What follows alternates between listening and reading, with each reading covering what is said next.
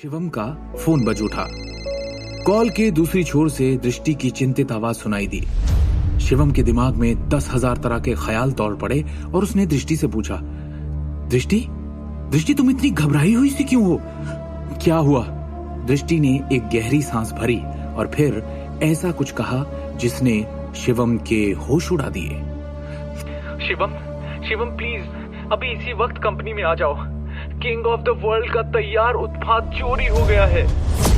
हाँ Shivam, king of the world का finish design चोरी हो गया है।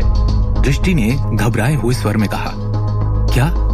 खैर तुम मेरी बात सुनो, देखो घबराओ मत, मैं अभी वहां पहुंच रहा हूं, शिवम ने एक गंभीर अभिव्यक्ति के साथ कहा। उस पल के दौरान उसने सुना कि कॉल के दूसरी छोर पर कितना शोर था। ऐसा लग रहा था कि कंपनी में पहले ही हलचल मच गई है। दृष्टि ने भी कॉल काट दिया था। विकट स्थिति के बिंदुओं को जोड़ते हुए शिवम थोड़ा सा झुंझलाया। चूंकि कल गहनों की प्रदर्शनी का दिन था, इसलिए दृष्टि को नीचा दिखाने के लिए किंग ऑफ द वर्ल्ड की चोरी की योजना स्पष्ट रूप से किसी के द्वारा बनाई गई थी। नारंग कॉरपोरेशन की भव्यता को ध्यान में रखते हुए ये चोरी का एक साधारण मामला नहीं लग रहा था, क्योंकि कीमती नारंग एम्पायर के टावर ने हर कमरे और गलियारे में निगरानी के लिए अनगिनत सीसीटीवी कैमरा लगवाए थे। सर, आप इस सूट को नहीं खरीदने वाले हैं ना? यदि आपका कोई अन्य प्रश्न है तो हम अगली बार फिर से आपसे संपर्क करेंगे, पुरुष कर्मचारी ने अधीरता से कहा, सारी बातचीत को उस एक ही वाक्य से समाप्त करने के उद्देश्य से। सबसे पहले उसका इरादा शिवम जैसे बेकार ग्राहक के साथ अधिक समय बिताने का नहीं था।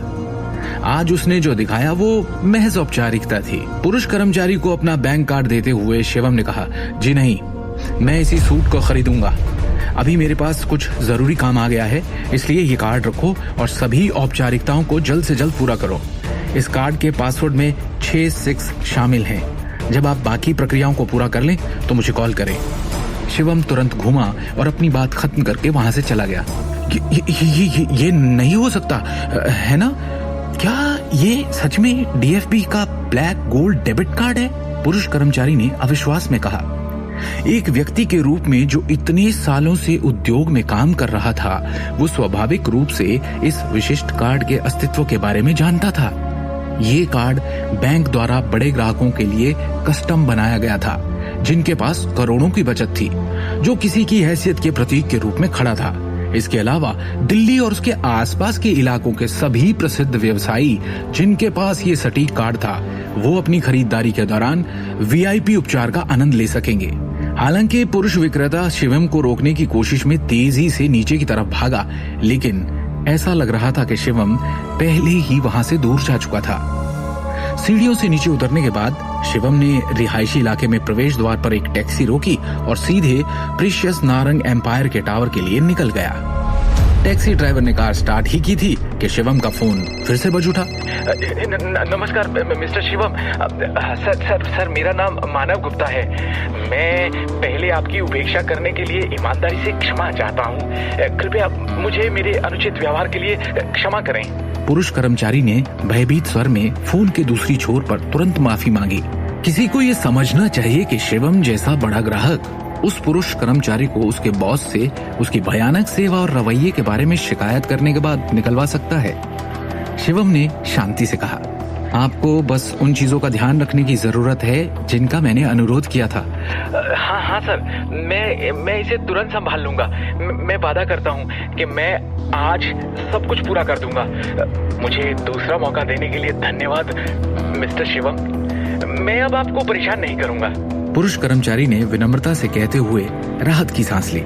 शिवम ने फोन काट दिया और फोन काटते ही तुरंत दूसरी कॉल आ गई। ये विक्रम टोकस का कॉल था। निदेशक शिवम, मैं अपनी अक्षमता के लिए क्षमा चाहता हूँ। मैंने आपका दिया हुआ काम पूरी तरह से विफल कर दिया है। जो गहने आपने मुझे दिए थे किंग ऑफ द वर्ल्ड, पता नहीं कैसे चोरी हो गए हैं। विक्रम ने कॉल के दूसरी छोर से घबराहट में कहा, यह तुम्हारी गलती नहीं है, तुम्हें इसके बारे में चिंता करने की जरूरत नहीं है। शिवम ने शांति से कहा, हाँ मैं समझता हूं। विक्रम ने उत्सुकता से उत्तर दिया। शिवम ने फोन काट दिया और भौहें चढ़ा दी। हालांकि किंग ऑफ द वर्ल्ड की कीमत लगभग 20 से 30 लाख थी, लेकिन शिवम ने नुकसान के बारे में चिंता नहीं की। दूसरी ओर वो इस बात से गुस्से में लग रहा था कि किसी ने वास्तव में उन गहनों को चुराने की हिम्मत की जो उसने और दृष्टि ने मिलकर बनाए थे। क्योंकि ये पहला टुकड़ा था जिसे दृष्टि ने एक ज्वेलरी डिजाइनर के रूप में डिजाइन किया था, इसका उसके लिए एक अलग महत्व था। इसके अलावा ये सृजन कुछ ऐसा था जो कल आभूषण प्रदर्शनी की सुर्खियों में खड़ा होगा और दृष्टि को एक सफल ज्वेलरी डिजाइनर के रूप में स्थापित कर देगा। सोचने वाली बात यह है कि सच में कोई ऐसा चूहा बिल में छुपा है जो दृष्टि के लिए इस अवसर को बर्बाद करना चाहता था। आगे की कहानी जानने के लिए देखिए अगला एपिसोड सिर्फ पॉकेट एफएम के यूट्यूब चैनल पर, और शिवम द हिडन वॉरियर के सारे एपिसोड्स को सुनने के लिए डिस्क्रिप्शन में दी लिंक से डाउनलोड करें पॉकेट एफएम ऐप।